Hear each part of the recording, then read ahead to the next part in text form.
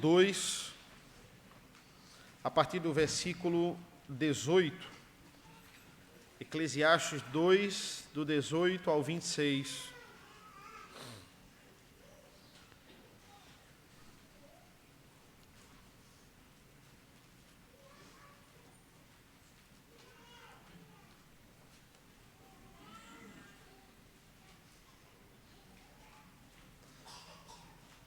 Assim diz a palavra do Senhor.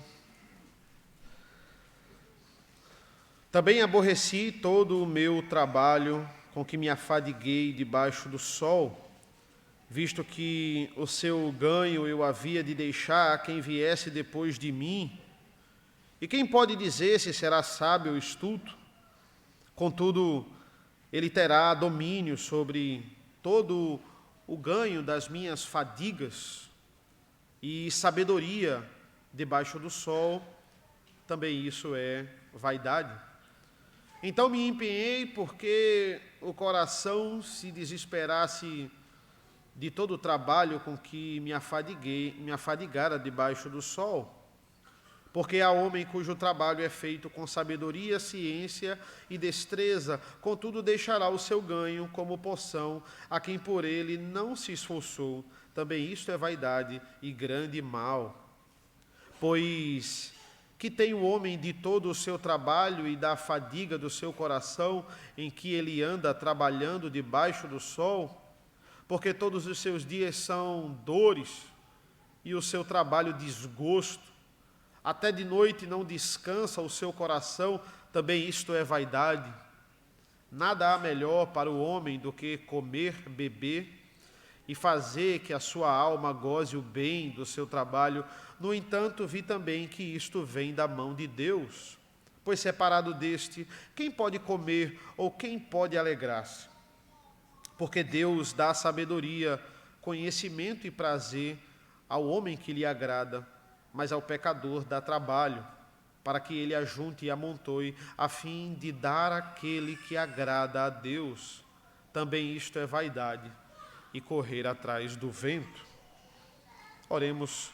Senhor nosso Deus, nosso Pai, nos prepara, nos capacita, para que possamos extrair a Tua verdade das Tuas palavras, Senhor. É isso que nós pedimos e agradecemos, em nome do Teu Filho amado Jesus. Amém. O que é o livro de Eclesiastes, meus amados irmãos?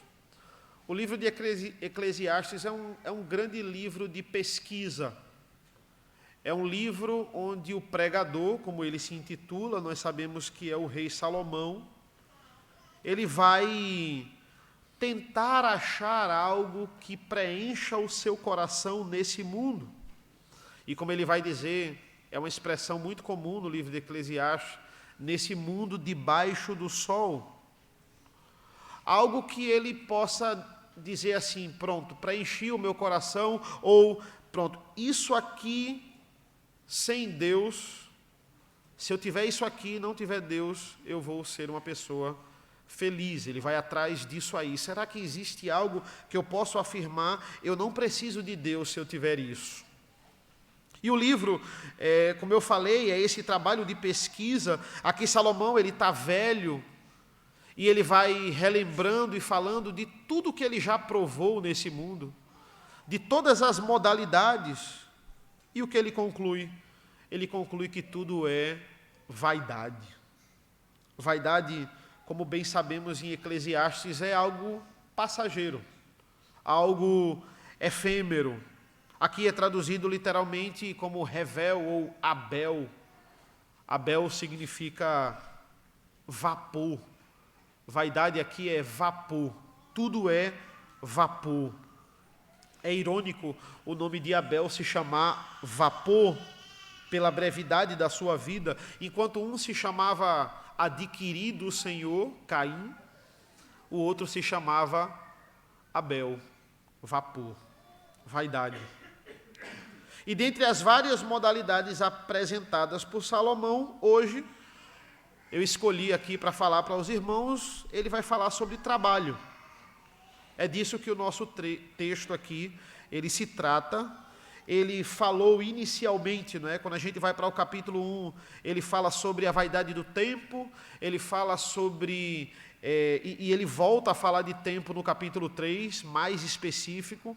Ele vai falar sobre a vaidade da sabedoria humana, ele vai falar sobre a vaidade das riquezas.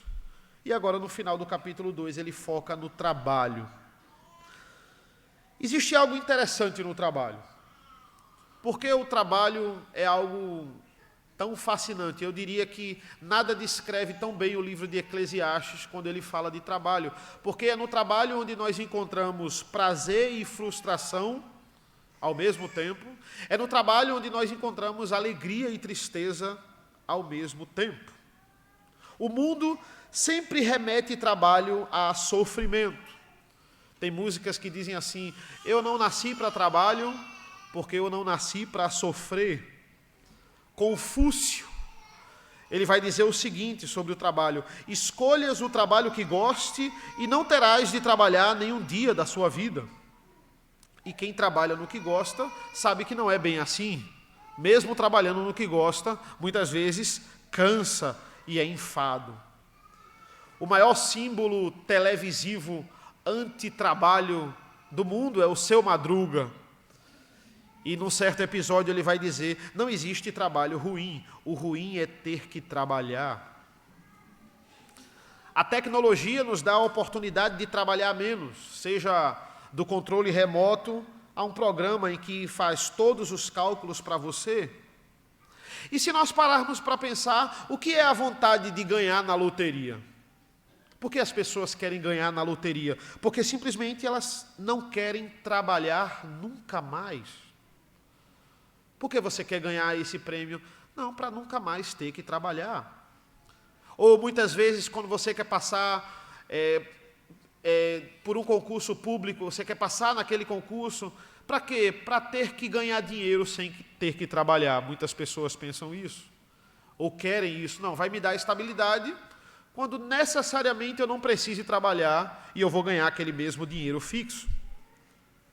Mas, por outro lado, irmãos, trabalho deve ser visto como algo que nos traz prazer. Por quê? Porque muitas vezes nós nos animamos com o fruto do nosso trabalho. Quando a gente talvez bate uma meta, ou quando a gente recebe o primeiro salário, é exatamente o que ele diz no versículo 24. Ele vai dizer: olha, existe o lado bom do trabalho. Nada há melhor para o homem do que comer, beber e fazer que a sua alma goze o bem do seu trabalho. No entanto, vi também que isto vem da mão de Deus. Na verdade, nessa passagem, esse é o nosso versículo-chave. Essa é a grande revelação do trabalho que o pregador quer nos mostrar. Desfrutar do que você recebe no seu trabalho não é pecado. A questão é no que você está desfrutando. Esse é o ponto aqui. Eu me lembro quando eu recebi o meu primeiro salário, caiu na conta e eu perguntei a mim mesmo: o que é que eu vou fazer com tanto dinheiro? Era muito dinheiro, nunca tinha visto tanto dinheiro na minha vida. E hoje é muito diferente.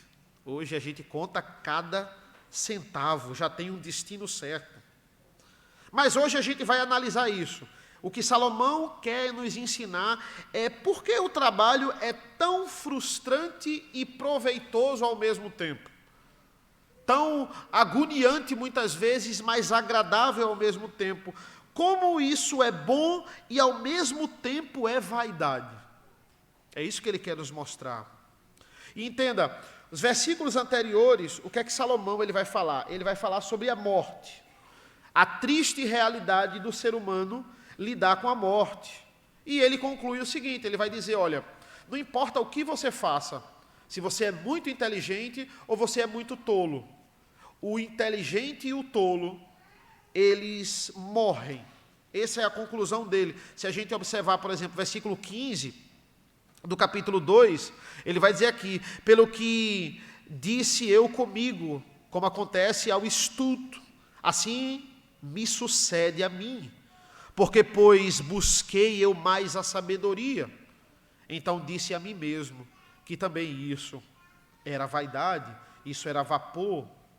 olha, já que eu vou terminar como todo mundo, para que eu vou gastar a minha energia com trabalho? Essa é a indagação dele no versículo 18, quando começa a nossa passagem. Também aborreci todo o meu trabalho, com que me afadiguei debaixo do sol, visto que o seu ganho eu havia de deixar a quem viesse depois de mim. A gente precisa entender primeiro, são dois pontos: por que o trabalho é tão frustrante e por que o trabalho é tão prazeroso. E existe trabalho na criação. Lá no princípio, nós temos um padrão de trabalho. Eu queria convidar a igreja a abrir em Gênesis 3, por favor.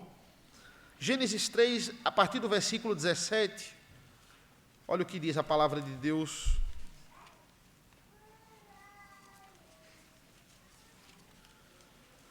No episódio da queda, o castigo do homem. Gênesis 3, a partir do 17.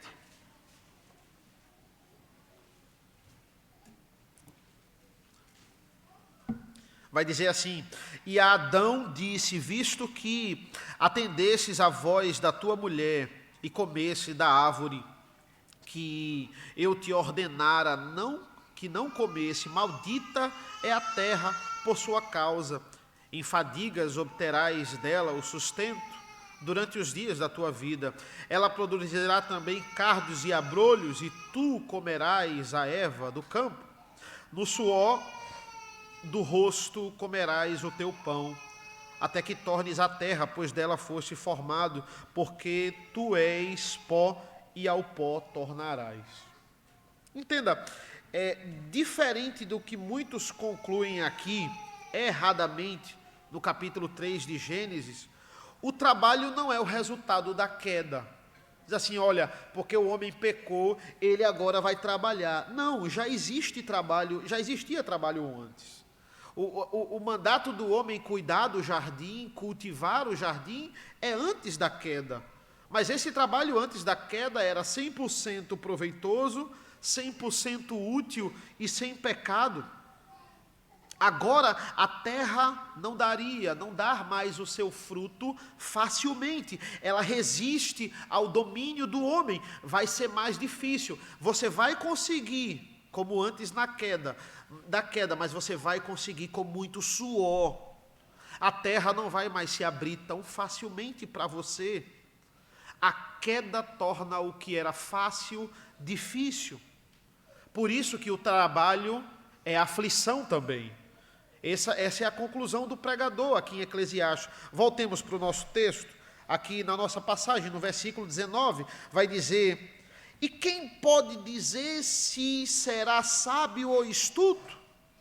Contudo, ele terá domínio sobre todo o ganho das minhas fadigas e sabedoria debaixo do sol.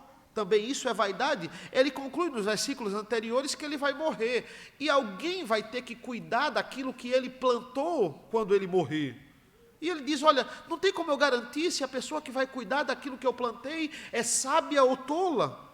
Versículo 20, então me empenhei, porque o coração se desesperasse de todo o trabalho com que me afadigara debaixo do sol. O pregador aqui está aflito. Qual é o primeiro problema de Salomão aqui, irmãos? Será que todo o meu trabalho vai ficar em boas mãos depois de mim? E se é interessante a história de Salomão, olha a angústia dele e olhe para a história de Salomão. Não demorou nem 2 ou 3 gerações, foi logo depois dele, o trabalho dele ficou nas mãos de um tolo. Roboão vai dividir o reino e não vai perder pouco. Ele vai perder 10, 12 avos do reino. Vai perder muito, olha, logo depois dele o tolo vai vir e vai dividir o que ele construiu. A indagação dele é essa: de que adianta construir um império se quando eu morrer o tolo vai lá e destrói tudo? Mas esse é o problema da indagação. O problema de Salomão é o nosso problema. Sabe por quê? Porque a gente quer controlar tudo. A gente quer controlar tudo até depois da morte.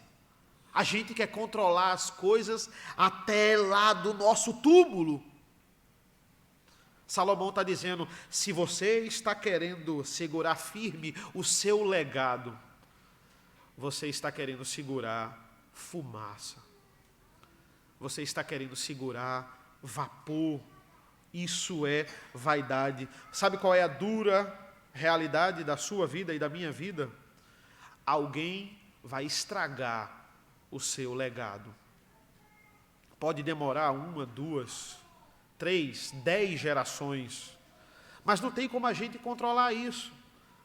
Uma hora vai vir o tolo e ele vai estragar tudo que você construiu. Por isso que Eclesiastes incomoda. Essa é a conclusão do pregador.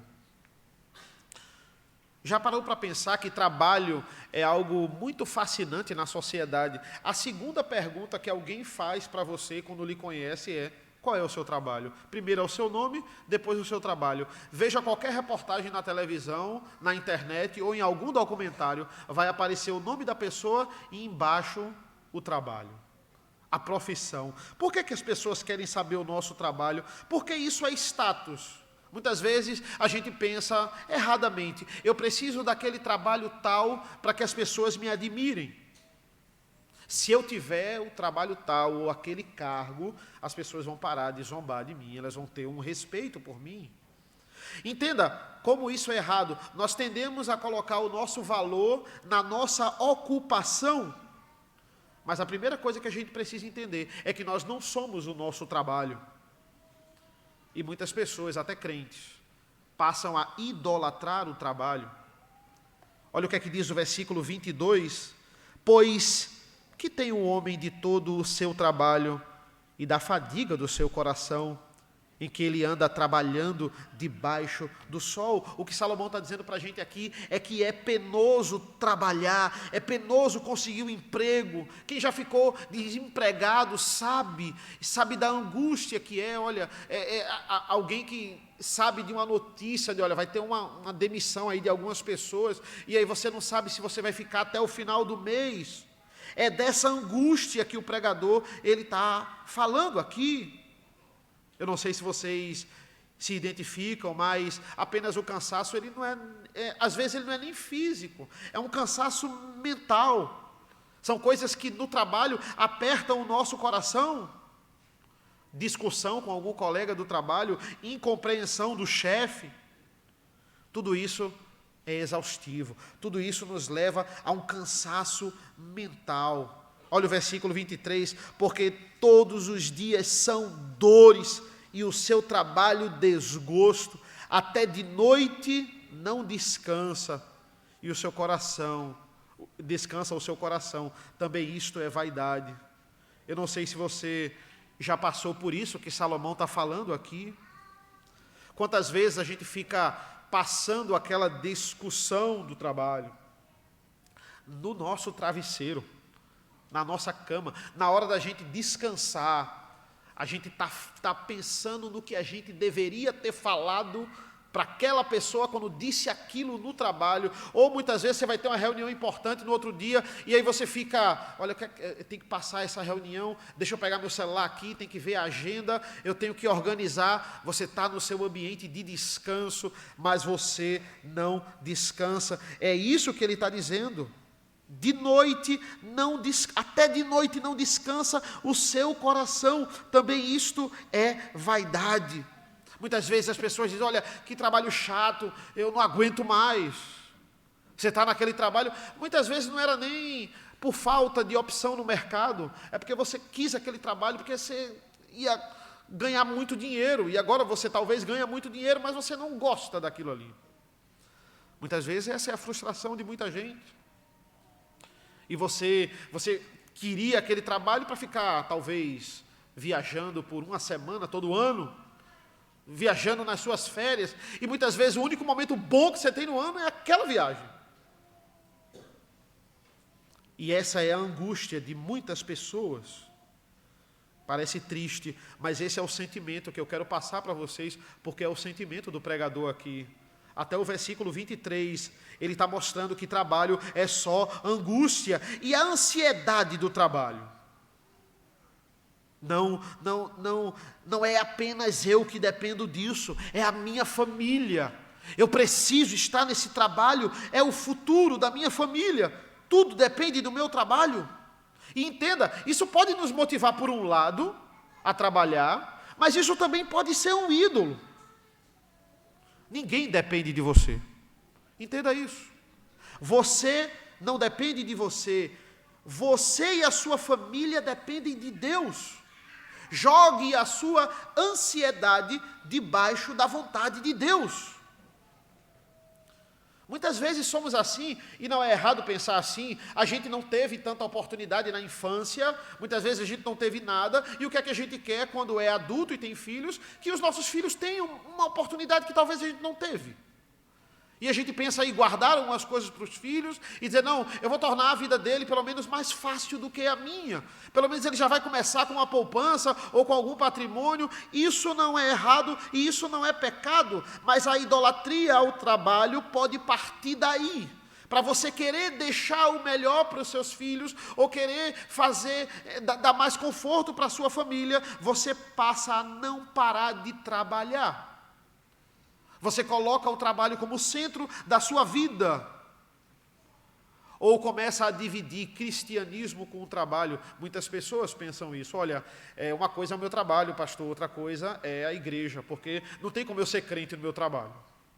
Tem coisa que eu faço que eu tenho que esquecer que eu sou crente. Não existe isso.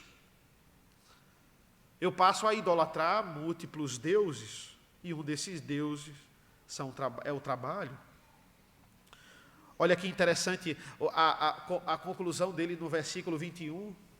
Porque há homem cujo trabalho é feito com sabedoria, ciência e destreza. Ele está dizendo, tem homens que trabalham honestamente. Contudo, deixará o seu ganho como porção a quem por ele não se esforçou. Também isso é vaidade e grande mal. Essa talvez é a frustração que todos nós sentimos. Pode pegar um exemplo, eu vou usar os políticos. Muitas vezes nós trabalhamos com sabedoria, ciência e destreza, como ele está dizendo aqui no versículo. Mas aí, quem é que ganha o fruto do nosso trabalho? Sejam os nossos impostos, tudo aquilo que a gente dá ao governo. Quem é que ganha? Quem não trabalha. Ou quem não é digno daquilo que a gente produz. Ou muitas vezes, quando a gente tem uma ideia no trabalho, e quem não tem o mérito da ideia fica com todo o crédito. Chega um malandro lá no trabalho e pega toda a sua ideia, tudo que você falou com ele, e fica com o crédito. Salomão está dizendo que no fim, o resultado do seu esforço, quem vai se beneficiar mais é o seu patrão. Porque toda a sua criatividade vai ser usada para ele lucrar mais. E talvez você fique com o mesmo salário. E aí você pensa, então eu vou fazer o feijão com arroz, como muitos dizem. Eu vou começar a fazer o básico. Se eu só vou receber o mesmo salário, eu vou começar a entregar o que todo mundo entrega. Se só é eles que lucram, eu não vou me esforçar. Salomão para e pensa, será que vale a pena tanto esforço, tanta criatividade, tanto empenho? Tanta coisa que a gente constrói e quando morrer vai acabar. Ou até antes da gente morrer. Eu lembro que antes de casar, eu tinha uma coleção de DVDs. Vocês sabem o que é isso, DVDs? E eu tinha muito DVD. Eu recebia o salário e eu gastava metade comprando DVD. Meu quarto parecia uma locadora. Eu até cheguei a levar no casamento meus DVDs, mas acabou. Não tem sentido você ter DVD. Não tem mais nem aparelho para comprar. Minha filha nasceu, eu peguei os DVDs, levei para a casa da minha mãe, no meu antigo quarto, e está lá fazendo poeira. Aí eu pensei, vou vender. Ninguém quer comprar. Eu boto no Mercado Livre a coleção da Marvel, do Senhor dos Anéis, e ninguém quer comprar. Porque ninguém não tem mais nem como assistir. Olha, eu nem morri. E aquilo que, olha, foi tanto dinheiro, foi tanto esforço. Mas acabou. Acabou. Nós não temos o controle. Porque as pirâmides são tão grandes. pirâmides do Egito, elas são tão grandes e elas guardavam muitas vezes 2 corpos, o do faraó e o da esposa dele. Por quê? Porque ali nós temos a desesperada tentativa do ser humano de controlar as coisas além da sua vida. Eles acreditavam na mumificação piamente, que eles iriam voltar à vida, e nas pirâmides nós temos os tesouros do faraó. Tolos, homens pagãos e tolos, nunca vão voltar, não vão ter os seus bens de volta, e para onde eles foram, muito provavelmente, esse é o menor dos problemas. Não coloque no seu trabalho a esperança da sua vida, é isso que Salomão está falando. Às vezes bate a questão, bate para mim, bate para você, é útil o que eu faço? Será que está tendo, será que vale a pena? Será que eu estou somando em alguma coisa? Você acha que o pastor, ele não pensa isso? Será que vale a pena tantas horas preparando o sermão? Será que vale a pena tantas horas aconselhando, de estudo?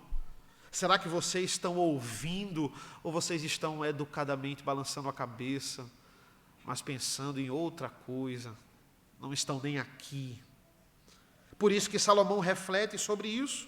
Ele está dizendo, olha, nem de noite a gente descansa, tem sempre trabalho, o trabalho não acaba, você só pensa em trabalho, nas férias você ainda está resolvendo o trabalho, e você trabalha e você morre.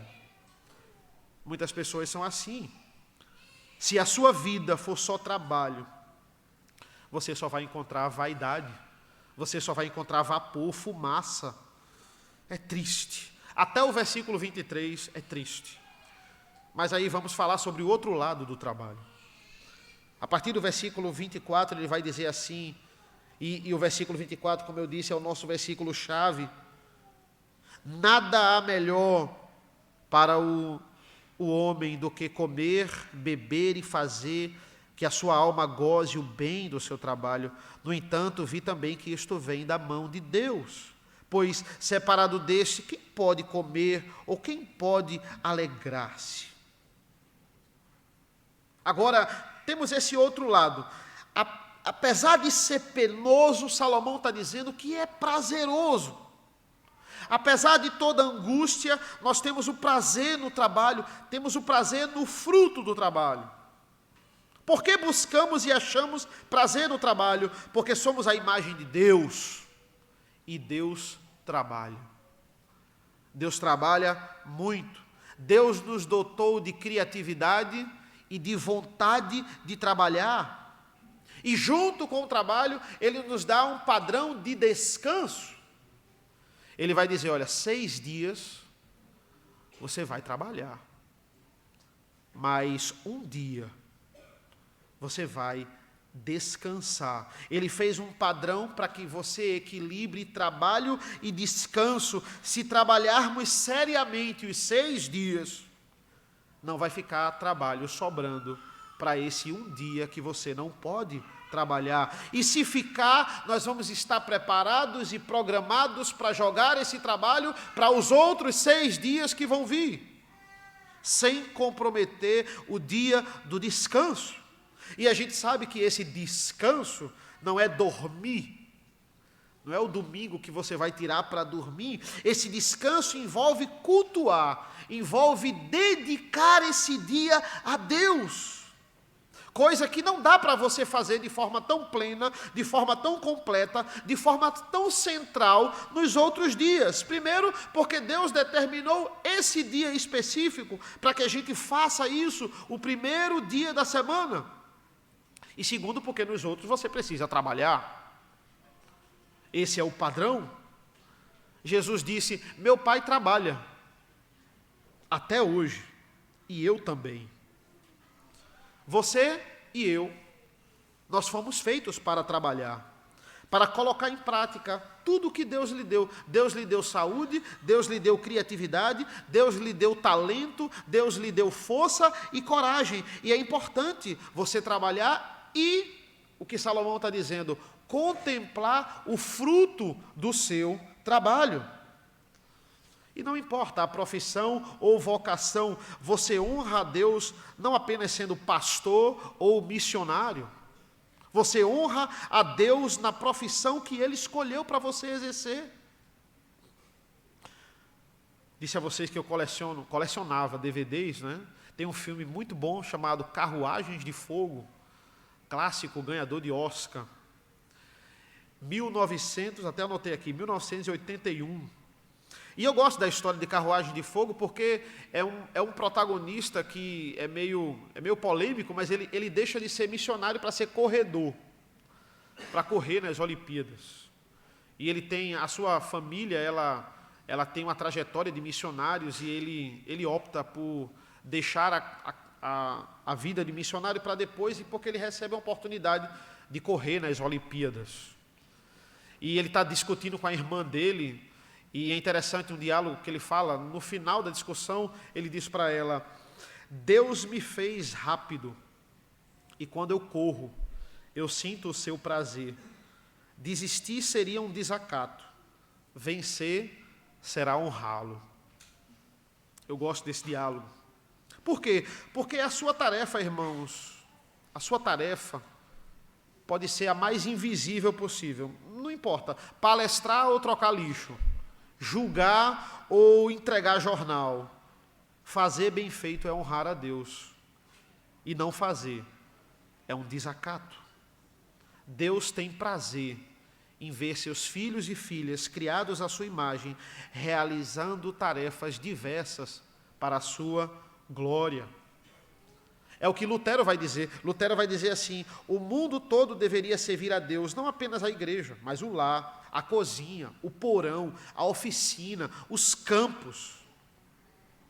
Mas qual é o problema? O problema é a nossa natureza pecaminosa. Quando a gente atrai a atenção para nós, quando o trabalho vira um fim em si mesmo, a gente perde essa sensação, a gente perde essa conexão. É o que Salomão está dizendo, essa é a expressão dele no livro. Enquanto a gente olhar debaixo do sol, apenas o trabalho como um fim em si mesmo, cavar, plantar, colher, ensinar, é apenas dor, é apenas desgaste. Não vai levar a nada. O que é que vai acontecer debaixo do sol? O seu sucessor vai vir e vai destruir tudo. Mas quando a gente olha acima do sol, para quem nós estamos trabalhando, para quem nós estamos cavando, quem é o nosso chefe no final das contas, para quem nós estamos colhendo, e em glória a quem estamos ensinando, aí você vai entender que o trabalho é fruto da dádiva de Deus. Versículo 24, nada há melhor para o homem do que comer, beber e fazer com que sua alma goze o bem do seu trabalho. Eu vi que isso é da mão de Deus. Versículo 25, pois separado deste, quem pode comer ou quem pode alegrar-se? Salomão está dizendo, olha, Deus nos dá momentos de alegria, momentos de refrigério, de gozo, mesmo nesse mundo caído. Olha como Deus é gracioso. Ele não permite que aqui, mesmo nesse mundo onde o pecado opera, seja para você só tristeza e sofrimento. É hipocrisia eu dizer, aqui é só tristeza, não tem um momento bom nessa vida. Não, Deus é gracioso de nos dar momentos significativos, momentos de alegria, ainda nesse mundo caído. Mesmo depois da queda, Deus nos dá satisfação. A gente precisa aprender a aproveitar os frutos do trabalho. Qual é a cultura que a gente vive? É uma cultura frenética, é trabalho o tempo todo. O trabalho não para, não, nós precisamos parar, nós precisamos descansar, nós precisamos desfrutar do nosso trabalho, isso é muito importante. Olha que coisa interessante, no início do capítulo 2, ele vai falar mal de algumas diversões, que aqui no capítulo 24 ele fala bem, e parece uma contradição. Acompanhe comigo, capítulo 2, de Eclesiastes, versículos de 1 a 3, vai dizer assim, disse comigo, vamos, eu te provarei com a alegria, goza, pois, a felicidade, mas também isso era vaidade. Do riso disse, é loucura, e da alegria, de que serve? Resolvi no meu coração dar-me ao vinho, regendo-me, contudo, pela sabedoria, e entregar-me à loucura, até ver que o melhor seria que fizessem os filhos dos homens debaixo do céu, durante os poucos dias da sua vida. Olha, ele está dizendo que alegria, bebida, viver rindo, isso não satisfaz o coração. Como é que ele vai dizer no versículo 24, agora do mesmo capítulo, olha, não há nada melhor para o homem do que comer, beber e fazer com que sua alma goze do bem do seu trabalho. Como é que é isso? Isso é bom ou isso é ruim? E qual é a questão aqui? A questão é, o que vai determinar se a sua vida vai bem ou mal é onde você coloca essas coisas. Qual é o lugar que você coloca? Veja, se comida, trabalho, bebida, alegria forem o centro do seu coração, isso é vapor. Você não consegue segurar. Isso é fumaça. Não dá. Mas se você recebe isso como fruto de Deus, como dádiva, se você entende que isso vem da mão de Deus, então dá para aproveitar da forma correta, na hora certa. Qual é a solução? A solução é você olhar numa perspectiva eterna. Essas coisas não são um fim em si mesmo. As pessoas, elas não param, elas não aproveitam aquele momento de descanso, aquele momento em que Deus nos dá para aproveitarmos com a nossa família, para a gente aproveitar o fruto daquilo que a gente faz trabalhando. As pessoas só pensam na próxima festa. Só pensam no próximo feriado, na próxima viagem, no próximo filme, na próxima temporada, no próximo dia do lixo. A gente para de aproveitar o presente para a glória de Deus. Essas coisas precisam ser vividas todas com aplicação eterna. Qual é a diferença, irmãos, de nós e os ímpios? Todas essas bênçãos terrenas são dadas a eles também. Os ímpios recebem isso, às vezes mais do que você. Eles também trabalham e ganham o seu salário, às vezes mais do que você. Mas eles fazem isso debaixo de pecado. Qual é a diferença? A diferença é que você, salvo, você sabe onde estão essas dádivas, qual é o lugar delas na sua vida. E isso não tem preço. Aproveitar tudo isso, mas para a glória de Deus. Porque enquanto a gente viver na base do merecimento, olha, eu trabalho, então eu mereço.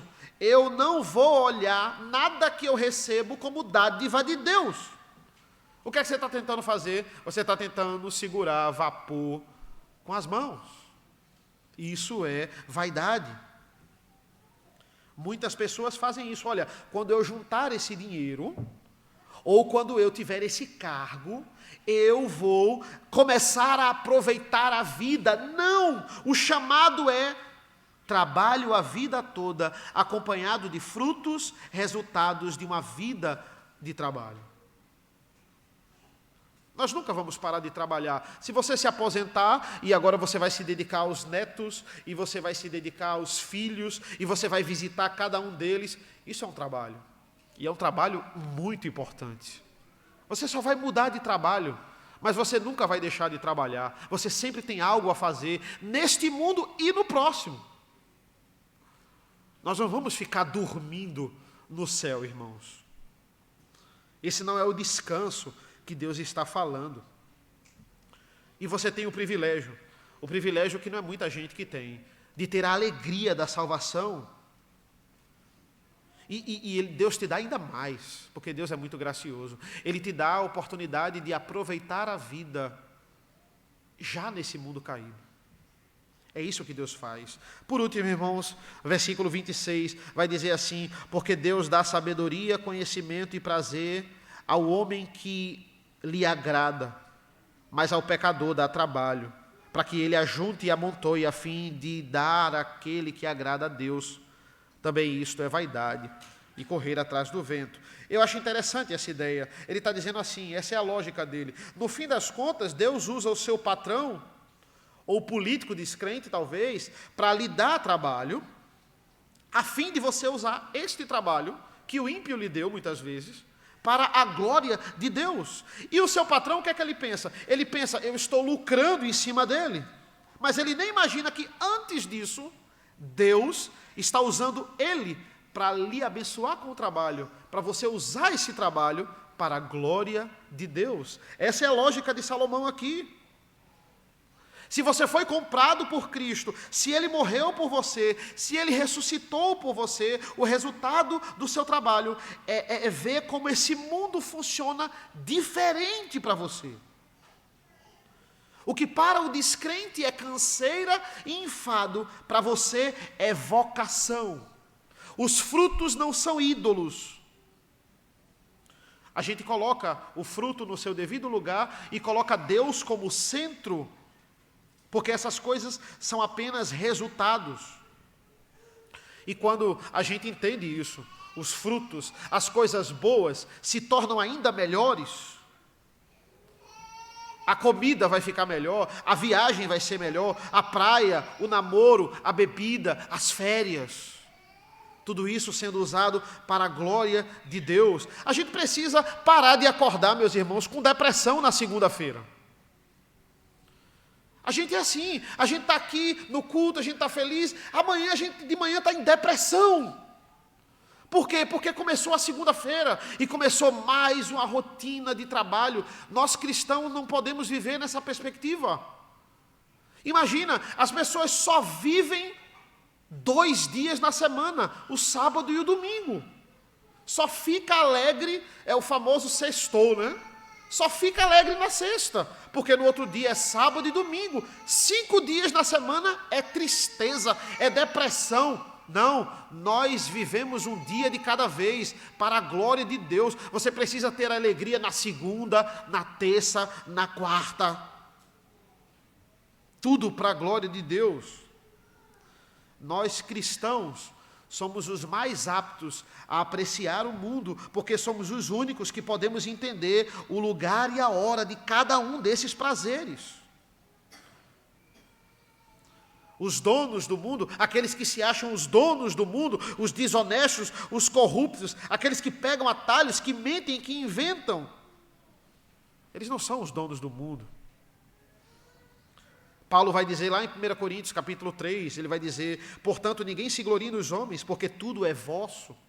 Seja Paulo, seja Apolo, seja Cefas, seja o mundo, seja a vida, seja a morte, sejam as coisas presentes, as futuras, tudo é vosso, e vós de Cristo, e Cristo de Deus. Tem um certo cantor que diz assim: olha, é preciso amar as pessoas como se não houvesse amanhã. Mas a sabedoria bíblica vai totalmente contra isso. É preciso amar as pessoas porque vai existir um amanhã. E nesse amanhã, irmãos, nós salvos, nós estaremos todos juntos. É aproveitar o mundo tendo a convicção de que haverá um amanhã. E esse amanhã não terá fim. Esse amanhã será eterno. O que é que ele está dizendo no versículo 26?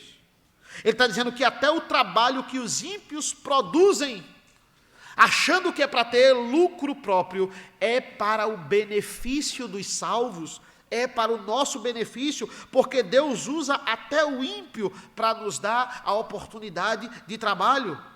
Tudo obedece o decreto de Deus. Mas só dá para você enxergar isso. Salomão vai dizer: se você enxergar acima do sol, abaixo do sol é só enfado e desgosto. Não tem sentido trabalhar na perspectiva debaixo do sol. Então, concluindo, irmãos, eu termino com outro filme. Eu gosto de filmes. E tem um filme que é fantástico, que fala sobre isso. Ganhou até Oscar também.